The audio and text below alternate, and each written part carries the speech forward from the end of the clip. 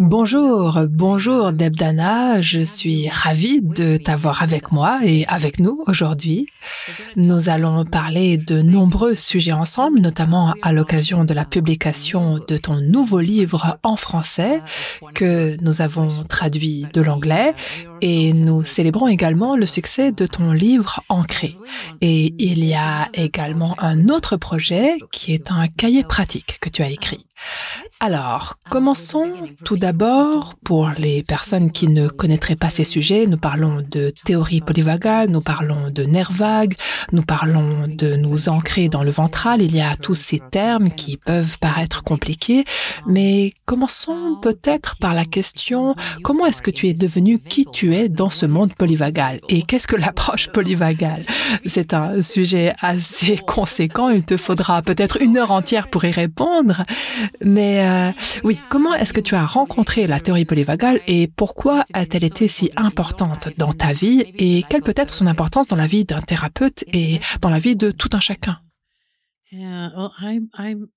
Alors, j'ai rencontré la théorie polyvagale, j'aime beaucoup cette façon de le dire. Je suis tombée sur la théorie polyvagale en lisant le premier livre de Steve.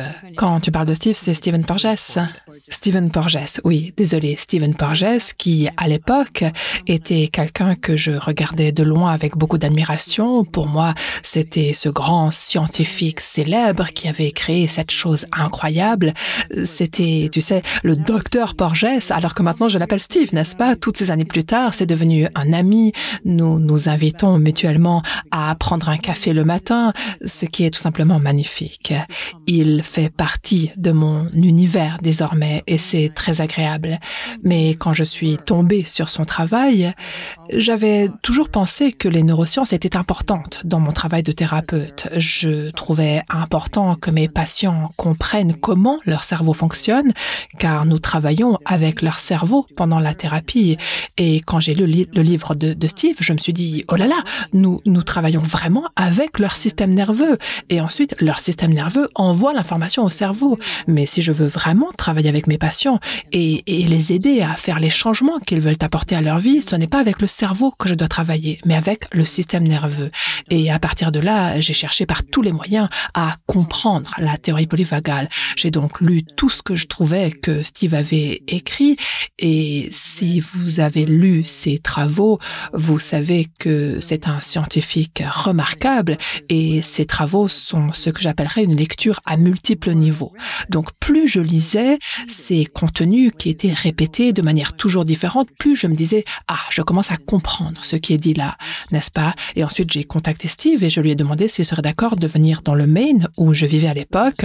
On avait un petit cabinet collectif et on aimait beaucoup inviter ceux qui nous semblaient être les grands noms de notre monde clinique pour qu'ils viennent nous donner des conférences. Et nous nous sommes dit que Steve serait parfait parce qu'il parle vraiment de ce que nous, les thérapeutes, devons comprendre. Donc, je l'ai contacté et il a dit qu'il serait ravi de venir dans le Maine. Et je me suis dit, ah, tout semblait si simple, tu vois, ce qui peut paraître étrange quand on essaye d'organiser quelque chose d'aussi important, mais il est venu et j'avais déjà commencé à jouer dans un sens avec sa théorie, car nous allons parler de sa théorie dans un instant, mais elle est tellement pertinente pour le travail clinique et pourtant c'était une hypothèse scientifique. Donc je me suis demandé comment je pouvais l'intégrer dans mon travail avec les patients, parce que eux aussi ont besoin de comprendre ce qui les rend humains, c'est-à-dire le système nerveux. Je crois que j'ai rendu fou mes collègues pendant les premiers mois, pendant longtemps d'ailleurs, parce que je créais des choses et je les leur apportais en leur disant « Essaye ça avec moi ». Et on a commencé à parler la même langue et à un moment donné, ils ont tous cédé et ils ont dit « Bon, d'accord, super, on veut bien être des pilotes d'essai, n'est-ce pas ?» Ils essayaient différentes cartes, différentes façons de comprendre et certaines de ces cartes et de ces façons de comprendre les choses sont maintenant intégrées à mon travail et constituent une partie fondamentale du travail que je fais maintenant, alors que d'autres ont été essayées une fois et ont été rejetées. C'est ce qui arrive quand quand on expérimente. Certaines choses peuvent sembler excellentes quand on y pense, mais ne fonctionnent pas très bien. Alors que pour d'autres, on se dit, waouh, ça c'est vraiment un moyen très facile de comprendre le système nerveux. Voilà, donc c'est devenu, n'est-ce pas, la passion de ma vie, ce qui est intéressant. Quand on pense à ces moments décisifs dans notre vie, on ne s'en rend souvent pas compte sur le moment. Mais quand j'y repense, je me dis qu'il y a eu un avant et un après ce moment-là. Pour moi, j'ai découvert le travail de Steve, j'ai commencé à l'intégrer dans mon travail clinique. Steve est venu et il a vraiment beaucoup aimé ce que je faisais et ma vie a changé, n'est-ce pas? Avant ça, j'étais clinicienne en cabinet libéral vivant dans le Maine. J'étais très heureuse. Je recevais des patients souffrant de traumatismes complexes et je travaillais dans la prise en charge des violences sexuelles et j'aimais énormément le travail que je faisais. Et maintenant, ma vie a complètement changé. C'est fascinant quand on y pense, n'est-ce pas? On est là, on va parler des livres que j'ai écrits. Tu sais, je me dis, ah, waouh, oui. Et voilà, donc la leçon que j'en tire et que j'aime beaucoup partager avec les gens, c'est que si vous avez quelque chose qui vous intéresse et où vous vous dites, ah, peut-être que je pourrais, eh bien, compléter cette phrase et faites-le parce qu'on ne sait jamais ce qui va se passer. Donc, ça a changé ta vie et ça a changé la mienne. Oui, c'est vrai. Tu sais, c'est quelque chose qui a changé la vie de nombreuses personnes, ce qui me rend tellement reconnaissante. Les travaux de Steve sont brillants et ils ont vraiment le pouvoir de changer des vies. Tu sais, moi, j'ai eu la chance d'être la personne qui a commencé à traduire son travail pour en faire une application clinique et ensuite à en montrer la pertinence dans le monde des humains curieux ordinaires, comme j'aime à nous appeler, parce que les cliniciens sont un peu comme ma famille. Je suis clinicienne et je veux que les cliniciens soient en mesure d'utiliser cette approche et il y a tant de gens dans le monde qui ne verront jamais un thérapeute et pourtant, eux aussi ont besoin de comprendre leur propre système nerveux. Donc, certains des livres que vous avez si merveilleusement traduits, n'est-ce pas, mettent ce travail à la portée de tous ces humains curieux qui n'ont pas besoin d'un thérapeute pour commencer à se lier d'amitié avec leur système nerveux. Et je pense que ces deux aspects sont très importants, surtout dans le monde dans lequel nous vivons aujourd'hui. Tu as mentionné se lier d'amitié avec son système nerveux, ce qui est une expression toujours délicate à traduire en français. Et ça, pour moi, ça fait vraiment partie des choses que tu as apportées, que tu nous as amenées et que tu es allé chercher à partir de la théorie polyvagale. C'est quelque chose que tu invites les gens à faire, se lier d'amitié avec notre système nerveux, ce qui signifie... Alors justement, que veut dire se lier d'amitié avec notre système nerveux? C'est peut-être ainsi que nous pourrions expliquer la théorie polyvagale avec des mots simples, parce que le travail que tu as fait a vraiment consisté, comme tu l'as dit, à traduire la difficulté des textes de Stephen Porges qui sont très imprégnés de science, etc., ce qui les rend difficiles à lire pour beaucoup. Mais ce que toi tu as fait, c'est traduire tout cela en un langage que tout le monde peut comprendre. À la fois les thérapeutes ou les personnes qui travaillent dans le monde de la santé, mais aussi les gens en général. Et c'est ça que j'aime dans tes livres. Oui, merci. En anglais, j'aime beaucoup l'expression « se lier d'amitié avec son système nerveux ». Je n'ai aucune idée de la façon dont vous la traduisez, cette expression.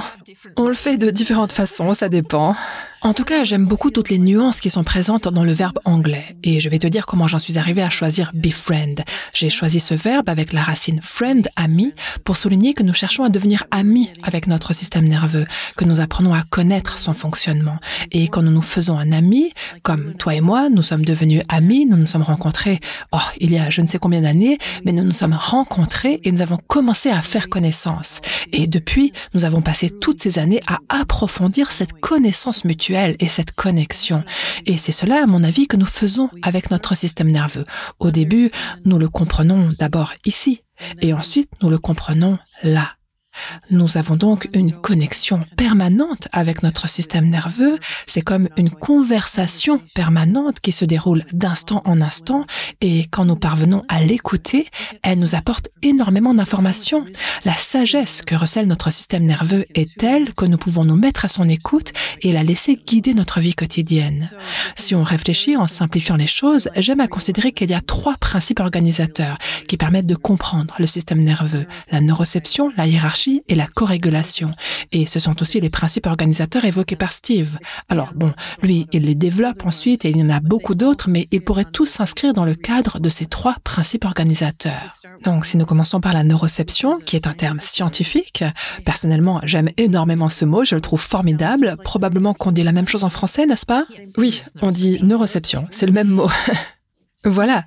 Et Steve a créé ce mot parce qu'il n'y avait pas de mot pour désigner ce concept en anglais.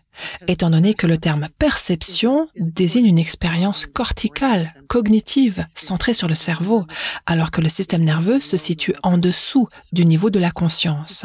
Steve a donc créé le mot neuroception que je trouve tout à fait charmant. La neuroception désigne la manière dont notre système nerveux écoute ce qui se passe dans le monde et procède à une évaluation. Y a-t-il sécurité ou non, d'instant en instant? Et le système utilise 3 voies pour le faire. Il écoute ce qui se passe dans le corps, c'est la voie interne, il écoute l'environnement extérieur, c'est la voie externe, et il écoute les autres systèmes nerveux, c'est la voie intermédiaire. Or, ces 3 voies nous apportent des informations en permanence.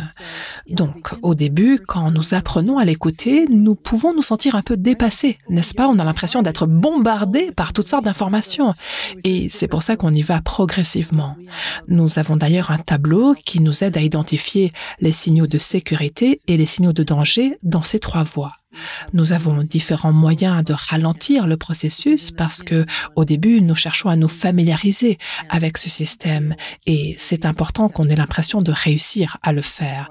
C'est pour cela que beaucoup d'exercices que je crée se font étape par étape et quand on maîtrise une étape, on peut passer à l'étape suivante, puis à la suivante. Voilà, donc ça c'est la neuroception.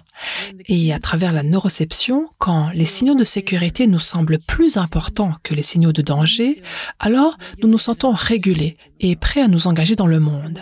À l'inverse, quand ce sont les signaux de danger qui nous semblent plus importants que les signaux de sécurité, nous entrons alors dans une réponse de survie. Ce qui nous amène au 2e principe organisateur, à savoir la hiérarchie. Et là encore, c'est grâce au travail brillant de Steve qu'il a pu identifier comment nous passons de la régulation à la dysrégulation du combat et de la fuite, ou alors à la dysrégulation de la fermeture et de l'effondrement. Et nous le faisons dans cet ordre-là. Régulation, activation sympathique, fermeture, n'est-ce pas? C'est là la beauté de son travail, l'aspect scientifique qui nous montre que c'est ainsi que nous procédons. Et c'est la neuroception qui nous amène dans l'un ou l'autre de ces états. Si ma neuroception m'indique qu'il y a assez de sécurité, j'entre dans un état de régulation. Et ça, c'est ce qu'on appelle, alors là, on utilise un terme scientifique, nous n'en utilisons pas trop, mais il y en a quelques-uns, et la régulation, c'est ce qu'on appelle l'état ventral ou le vagal ventral. Dans notre travail, nous invitons les gens à nommer cet état comme ils le souhaitent. On peut l'appeler mon lieu de bonheur, mon lieu ensoleillé, mon lieu de paix, à chacun de l'appeler comme il veut. Mais le terme scientifique est vagal ventral. Et quand je me sens en sécurité, je suis dans le vagal ventral. Et je peux alors me réguler, être en lien, je peux penser clairement, je peux être déterminé et suivre ma passion, toutes ces choses que nous, les humains, désirons ardemment faire, n'est-ce pas? En revanche, quand ma neuroception m'indique une absence de sécurité, je ne pourrai pas accéder au niveau du ventral, qui est au sommet de la hiérarchie, mais d'abord au niveau immédiatement inférieur, qui est le niveau du sympathique, du combat et de la fuite. Je pense que tout le monde connaît cet endroit-là, n'est-ce pas? Oui, c'est le stress, c'est là que vivent beaucoup de gens dans ce monde stressant. Oui, oui, et là nous sommes débordés, oui, débordés et dans beaucoup d'agitation.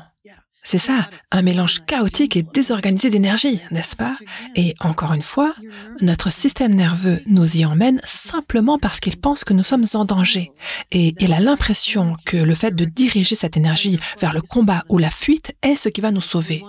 Il nous faut donc être reconnaissant envers notre système nerveux. Ça fait partie du lien d'amitié avec lui. Lui être reconnaissant même quand il nous a amenés dans un état de survie. Il l'a fait parce qu'il pense que nous sommes en danger. n'est-ce pas? Et ensuite, il y a le troisième endroit. Donc, il nous amène d'abord dans le sympathique, cet endroit de combat ou de fuite, quand il sent que nous sommes en danger, mais s'il sent que le danger est extrême, alors il va nous amener tout en bas de la hiérarchie, dans ce qu'on appelle le vagal dorsal.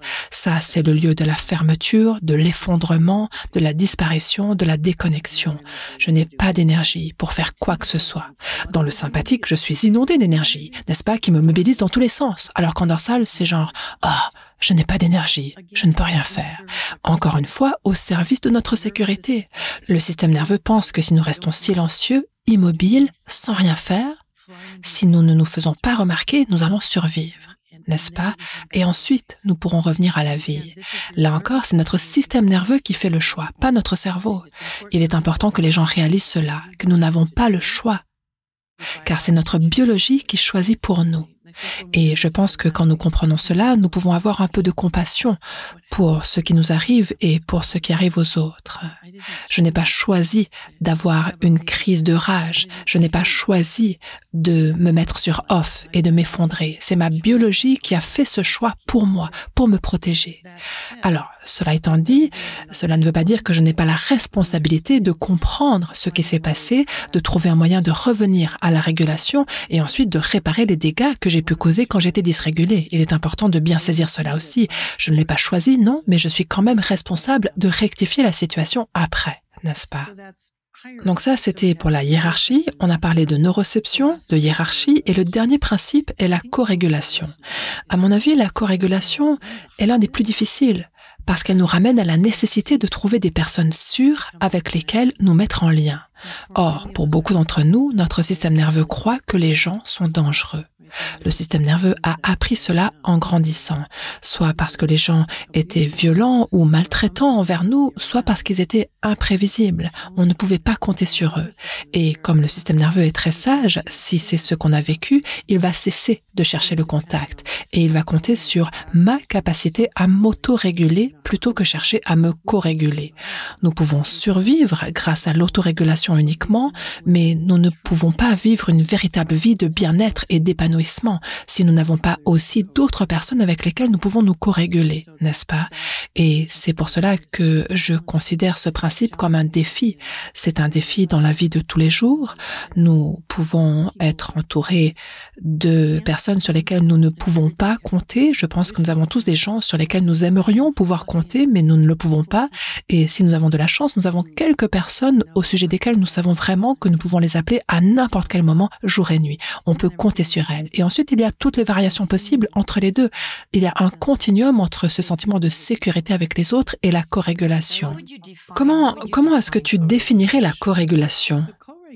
Pour moi, la corégulation, c'est ce que je fais avec les autres pour entrer dans cet espace ventral, cet espace de sécurité et de connexion, de lien. C'est cette réciprocité qui se met en place. Par exemple, si à un moment donné je suis dysrégulée et que je te demande de l'aide, tu vas partir de ta régulation à toi pour m'aider à retrouver ma régulation. Ou alors c'est l'inverse, c'est toi qui me demandes de l'aide pour cela. Ou alors nous pouvons toutes deux être régulées et entrer ensemble dans la joie de cet espace de partage réciproque d'énergie. Donc la corégulation comporte de nombreuses facettes. C'est ce que les parents offrent aux enfants, n'est-ce pas? Nous offrons à nos enfants la corégulation, nous offrons à nos conjoints, nos conjointes, le sentiment que nous sommes des personnes sûres et qu'ils peuvent être en sécurité avec nous, ou alors entre collègues, collaborateurs, amis. Je veux dire, la corégulation, à mon avis, est ce qui permet au monde de se sentir en sécurité. Si je peux être régulé et offrir cela, et souvenons-nous que grâce à la neuroception, je n'ai même pas besoin de le dire à haute voix, je peux juste être régulé et j'invite d'autres personnes à entrer dans la connexion parce qu'elles reçoivent le message à travers leur système nerveux que je suis sans danger et que je les invite à entrer en lien. N'est-ce pas? C'est fascinant, non? On peut le faire sans prononcer un seul mot. Oui. Et pour ceux qui souhaitent se plonger dans la théorie polyvagale, tu n'as pas encore mentionné Actuellement, les gens aiment beaucoup, c'est très à la mode aujourd'hui, de parler de ce fameux nerf vague qui fait partie du système nerveux, oui, mais le système nerveux ne se résume pas au nerf vague. Il est important de comprendre le système nerveux dans son ensemble. Et d'ailleurs, nous pourrions peut-être en parler, mais pour les personnes qui aimeraient se plonger dans ce sujet, nous avons traduit un de tes livres qui est vraiment très très intéressant. C'est le livre intitulé en anglais Anchored ou Ancré en français. Le voici. Et il a été publié il y a un peu moins de 2 ans en français et nous sommes ravis qu'il soit l'un de nos livres les plus vendus. Oui, je crois que ça montre combien les gens veulent vraiment comprendre leur système nerveux, n'est-ce pas? Ils ne le diront peut-être pas ainsi, mais quand ils commencent à lire le livre, ils entrent en contact avec leur système nerveux, car les gens veulent comprendre pourquoi ils font ce qu'ils font. Et nous avons découvert que cela est principalement lié à ce qui se passe dans le corps, parce que c'est le corps, le système nerveux, qui transmet des informations au cerveau. À travers la voie vagale, ce qu'on appelle le nerf vague, 80% des informations sont transmises par notre corps à notre cerveau. Et ensuite, la tâche du cerveau consiste à leur donner un sens d'une manière ou d'une autre. Donc, ce que les gens commencent à découvrir, alors c'est vrai, le nerf vague est très à la mode actuellement. Si on cherche nerf vague sur Google, on trouve, n'est-ce pas, des tonnes et des tonnes de réponses qui nous expliquent comment pirater votre nerf vague, 10 moyens simples de ceci, cela. Bref, soyez prudents, je dirais, quand vous lirez ces choses. Mais le nerf vague fait également l'objet de recherches scientifiques et il est vraiment considéré comme un moyen de créer un bien-être à la fois physique et psychologique. L'information passe donc du nerf vague au cerveau qui crée alors un récit. Si nous commençons par le système nerveux et le nerf vague, plutôt que de commencer par le cerveau et son récit, nous commençons par la source, par l'origine. Et c'est une des choses que fait le livre Ancré. Il aide les gens à partir de la source et à commencer à comprendre ce qui se passe là, qui conduit ensuite à ces pensées, ces sentiments, ces comportements, ces sensations physiques dans mon corps. Ce livre permet donc à la fois de comprendre le système nerveux, mais il contient aussi beaucoup de pratiques ou d'exercices et les gens peuvent le lire de plein de manières différentes. Ils ne sont pas obligés de le lire de la page 1 jusqu'à la page 232. Exactement. Alors, à qui s'adresse ce livre finalement? Alors, Ancré est vraiment pour... En fait, il est probablement pour l'un et l'autre. J'aime beaucoup le côté l'un et l'autre. Et le système nerveux aussi, d'ailleurs, n'est-ce pas? Le système nerveux aime travailler avec le danger et la sécurité. Moi, j'aime travailler avec des cliniciens et avec des humains curieux. Le livre Ancré a été écrit davantage pour les humains curieux, c'est-à-dire pour les gens qui ne suivent pas forcément de thérapie. Et pourtant, les cliniciens se sont mis à beaucoup aimer ce livre et ils utilisent les exercices qu'il contient. Ils demandent à leurs patients de le lire en même temps qu'ils font les exercices. Donc là encore, c'est une très belle découverte qui s'est passée là. Donc, vous pouvez lire Ancré de la manière que vous voulez, étant donné que chaque chapitre vous présente un élément du système nerveux et des pratiques qui vont avec. Le début du livre expose en détail ce dont nous venons de parler, la hiérarchie, la neuroception, la corégulation, de façon plus détaillée et approfondie.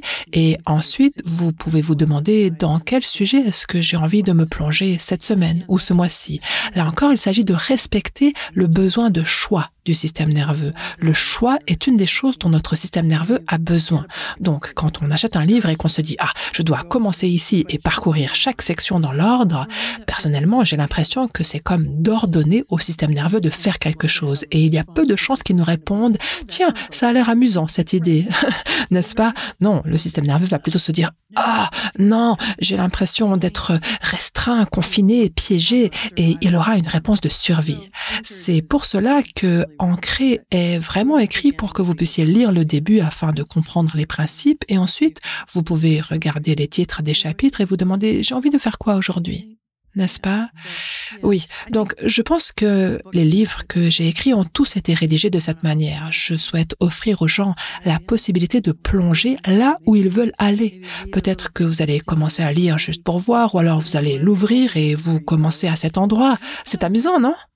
Ouais. Et pour certaines personnes, les pratiques sont parfois un peu, comment dire, les gens ne se sentent pas toujours à l'aise avec certains exercices. Donc, ce que je suggère, et je ne sais pas ce que tu en penses, c'est, étant donné qu'il est structuré pour bien séparer les choses, on a d'un côté la théorie, le texte ou l'histoire, parce qu'on peut vraiment le lire comme une histoire, comme un roman, et ensuite il y a des pratiques qui sont identifiées comme telles. Donc, les gens peuvent sauter les pratiques, lire le livre et ensuite y revenir. Absolument.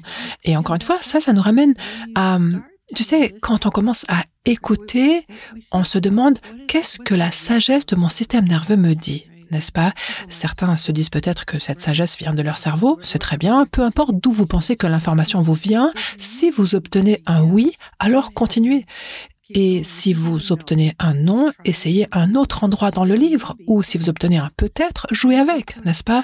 C'est vraiment ça qui se passe. Parfois, nous lisons l'histoire, l'explication scientifique qui sous-tend ce que nous allons faire, et ensuite il y a une ou deux pratiques, et quand on y arrive, on se dit « Ah, ça a l'air intéressant, je vais le faire ». Ou alors, quand on y arrive, on se dit « Non, merci ». Et c'est très bien ainsi. J'aime à dire qu'il n'y a pas de bonne ou mauvaise façon de faire. C'est juste la façon de faire de votre système nerveux. Donc, suivez ce que votre sagesse vous dit. Et c'est une des clés de tous ces livres, de tous ces écrits et de toutes ces pratiques, se mettre à l'écoute de ce que notre système nerveux, notre corps, notre cerveau nous dit à ce moment précis et le respecter. N'est-ce pas? Ne pas l'ignorer. On nous apprend à ignorer ces informations en permanence, à ne pas en tenir compte. Notre corps nous dit « c'est trop » et notre cerveau nous dit « non, tu dois le faire ». Et on nous apprend à suivre le cerveau, n'est-ce pas? Donc nous le faisons, mais ensuite nous en payons le prix. Parce que le système nerveux nous donne l'information physiologique qui va nous dire « s'il te plaît, ne fais pas ça, c'est trop » et tu vas en payer le prix. C'est pour cela que mon travail, mes écrits, ces pratiques visent à vous aider, oui, à écouter votre cerveau et à honorer ce que le système nerveux vous demande. Donc, pour les personnes intéressées, elles peuvent trouver ce livre dans toutes les librairies en France, en Suisse, en Belgique, au Canada. Il est aussi disponible sous forme de livre électronique et il est aussi disponible en livre audio. Donc, les gens peuvent choisir leur façon de se plonger dans la théorie polyvagale en ta compagnie à travers ce livre intitulé « Ancré ». Oui, ça me fait plaisir. Et je me disais que j'aimerais bien écouter la version audio du livre parce que j'aimerais bien l'entendre en français, ce serait charmant. Ah, alors je te l'enverrai. Et le prochain livre dont je voudrais que nous parlions va sortir en avril. Je ne l'ai pas encore, je n'ai que la couverture. Il sortira le 7 avril et d'ici là, nous aurons eu une conversation ensemble le 11 mars lors de notre sommet en ligne. Et donc, ce livre, le voilà en anglais. Il est intitulé Polyvagal Prompts et en français, il aura pour titre Mon journal de pratiques polyvagales, c'est-à-dire un recueil d'exercices et de pratiques polyvagales, parce que le mot prompt n'est pas très facile à traduire en français. Tiens donc, à nouveau. Oui, en effet, mais je suis satisfaite du titre que nous avons trouvé. Ouais.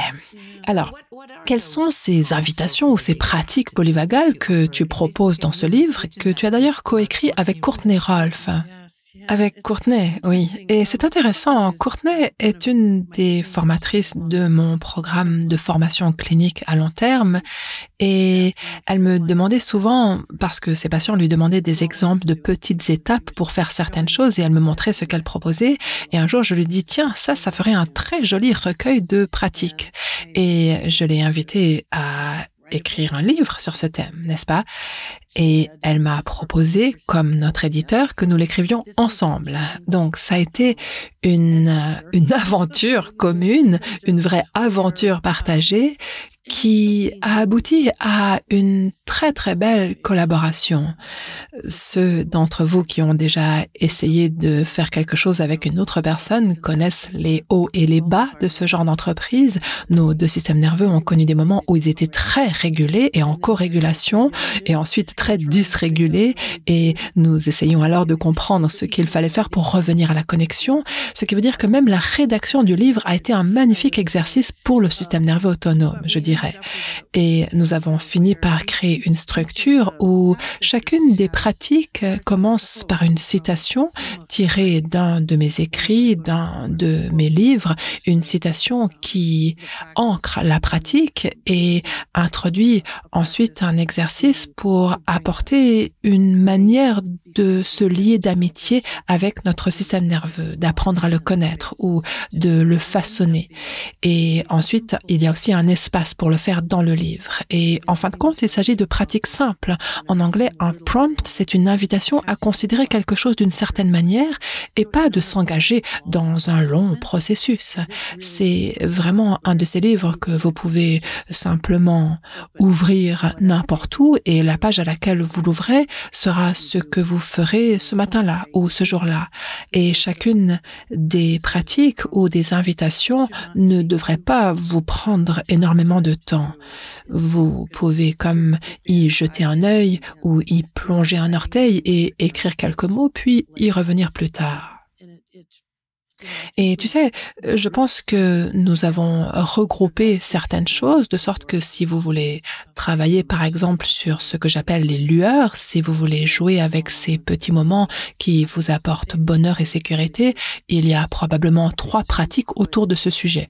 Donc vous pouvez, si vous le voulez, approfondir un domaine spécifique, mais ce n'est pas obligatoire parce que, encore une fois, vous pouvez simplement ouvrir le livre là où vous voulez. Si je devais le faire, j'ai ici mon livre en anglais, si je le faisais et que je l'ouvrais, je pourrais commencer par « Chaque système nerveux est doté d'une voie vagale ventrale. Notre biologie comporte cette voie câblée de sécurité et de connexion. Quels que soient les défis de notre vie, nous pouvons retrouver la sécurité, notre chez nous. » C'est beau, non? Nous pouvons retrouver la sécurité, notre chez nous. Et ensuite, cette pratique porte sur la solitude. Il y a d'abord quelques mots sur la science de la solitude et ensuite, on vous donne une invitation. Où dans votre environnement pouvez-vous trouver un lieu de solitude? Et vous pouvez alors le dessiner ou le décrire et il y a d'autres suggestions encore pour lui donner vie. Et je me disais que ce serait une bonne idée pour moi actuellement. D'ailleurs, la solitude me semble tout à fait désirable en ce moment quand je regarde l'emploi du temps de ma semaine et ma vie. Alors, je ferai peut-être cet exercice plus tard. Et tu sais, si on a ouvert le livre à cet endroit et qu'on se dit « Oh là là, ça me parle pas du tout aujourd'hui, la solitude », refermez le livre et ouvrez-le ailleurs, n'est-ce pas? Et il y a des espaces où on peut écrire ou dessiner pour chaque invitation. Oui, ici on voit l'invitation et il y a l'espace à côté pour écrire. Et je suis sûre que la version française sera aussi très belle. Tu sais, ce que j'aime beaucoup, c'est que ça devient comme un journal, mon propre journal. J'écris dedans et ça me permet vraiment de noter ce que je sais de mon système nerveux, ce qui est vraiment très positif à mes yeux. C'est justement comme ça qu'on l'a appelé, journal. Ah, magnifique, c'est parfait.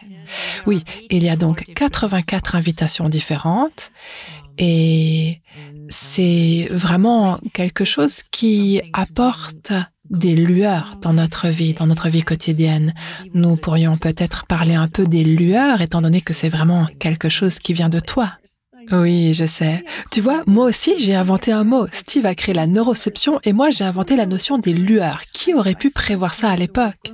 J'ai utilisé ce mot pour la première fois dans mon travail avec des survivants de traumas complexes. On cartographiait leur système et ça, c'est un autre aspect magnifique de notre biologie qui inclut l'un et l'autre. On travaillait sur les déclencheurs, c'est-à-dire les raisons qui font que les gens viennent consulter, mais il fallait également identifier les moments de bien-être. Et comme j'avais besoin d'un mot, j'ai choisi lueur. On cherchait donc à identifier les déclencheurs et les lueurs. Et au cours des dernières années, le mot lueur a quitté le monde de la thérapie pour s'étendre au grand public, ce qui est très chouette. Tout le monde parle désormais des lueurs, ce qui est très amusant. Les lueurs, ce sont ces tout petits moments où vous ressentez une étincelle de bien-être, de joie, de bonheur, de calme, de repos, de jeu, peu importe ce que c'est, tous ces moments qui ont une saveur de neuroception de sécurité. C'est ça, une lueur. Et les lueurs, il y en a partout autour de nous. Donc, la pratique des lueurs consiste à remarquer, à noter les lueurs dans notre journée, à nous arrêter pour les apprécier, n'est-ce pas? Et quand nous marquons ces moments-là, ils commencent à s'accumuler dans notre système nerveux. Et je tiens ici à préciser, puisque nous parlons de lueurs, que les lueurs ne sont pas une forme de positivité toxique. Ce n'est pas un moyen de se concentrer uniquement sur les bonnes choses et d'ignorer la souffrance. En fait, il s'agit en réalité d'un moyen d'accroître votre capacité à rester régulé afin de pouvoir vous tourner vers la souffrance et de travailler sur elle sans la revivre. Les lueurs constituent donc un excellent moyen dans le monde clinique de créer une fondation permettant de traiter les traumatismes. Et dans le monde quotidien dans lequel nous vivons tous, elles nous donnent un moyen de remarquer les moments qui sont bons afin de pouvoir affronter plus efficacement toute la souffrance qui se produit. Donc, je pense que les lueurs ont été un joli ajout à ce monde. Les gens m'envoient régulièrement des lueurs dans ma boîte de réception. Il y a une lueur qui apparaît car les gens les partagent. Encore une fois, elles sont partout autour de nous, n'est-ce pas? Partout. Je vous promets que vous tomberez sur une lueur au cours de votre journée. Est-ce que toi, tu en as rencontré une aujourd'hui? Oui, bien sûr, être avec toi. Ouvrir la session et te voir. Ah, comme c'est chouette, oui. Ouais. Et tu sais, quand tu dis cela, je le ressens. Et nous le sentons toutes les deux de façon très vivante. Voilà, c'est ça la joie qu'apportent les lueurs. Et ensuite, on peut trouver un compagnon de lueur. C'est une des invitations. Trouvez quelqu'un avec qui vous pouvez vous envoyer une lueur chaque jour. Là encore, n'est-ce pas? Il s'agit d'une pratique minuscule. Les lueurs sont petites et pourtant incroyablement puissantes dans nos systèmes nerveux. Et la recherche scientifique nous montre que c'est ça que j'aime dans cette méthode de travail. Elle est fondée sur la science, n'est-ce pas? C'est pas simplement un concept imaginé par quelqu'un qui se dit « Tiens, ça sonne bien ce truc-là ». C'est ça, oui, et c'est fondé sur de la science.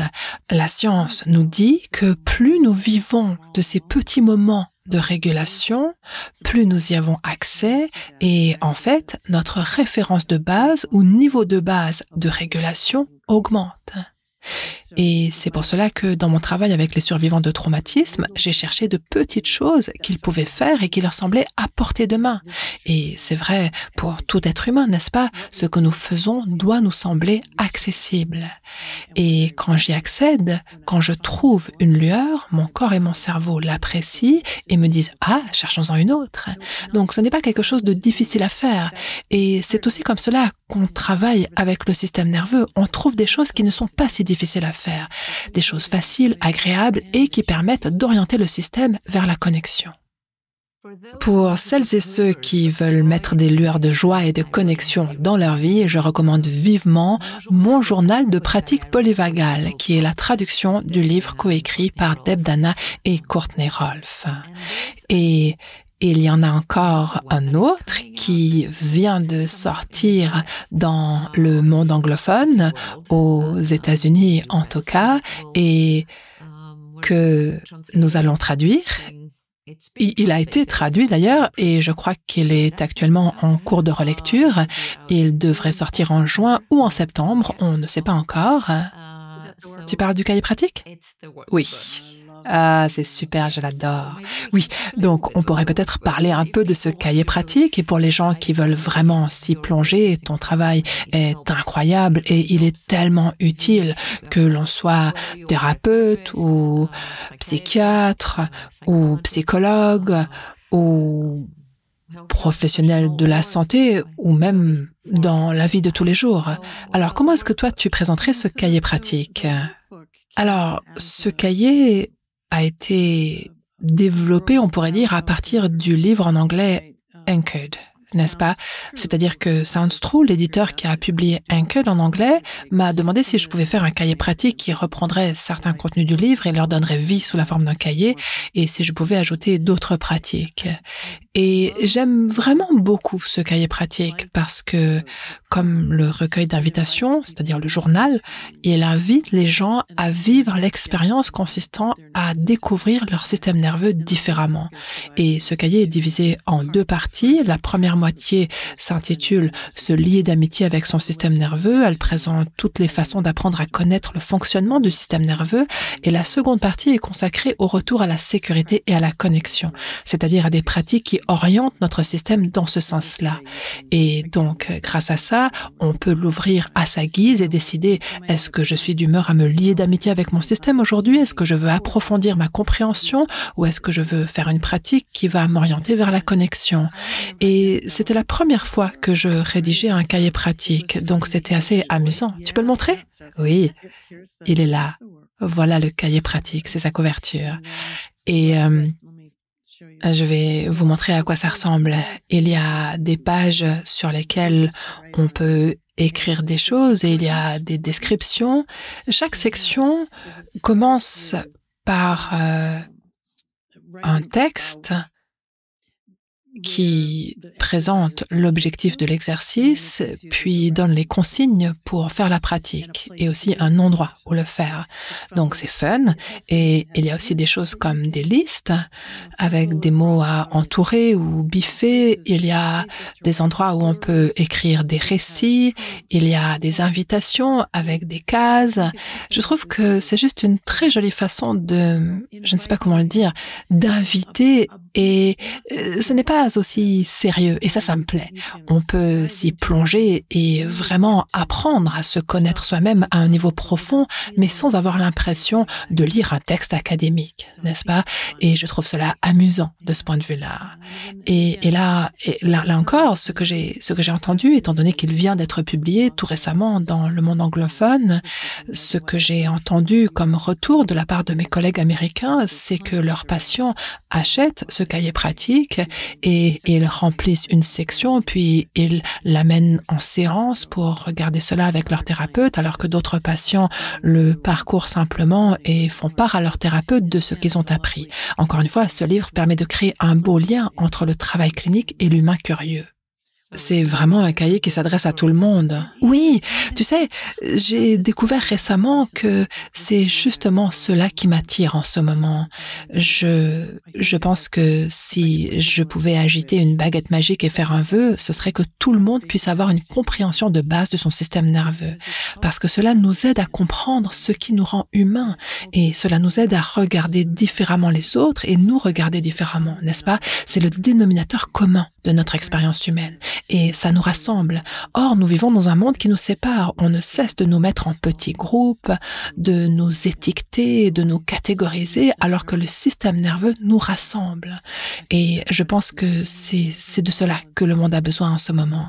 Donc, si c'est le journal de pratique qui vous appelle, alors suivez cet appel. Le livre ancré est un bon point de départ, n'est-ce pas? Et vous pouvez commencer par là. Si c'est plutôt le cahier pratique, quand il sera publié, qui vous interpelle, suivez cela.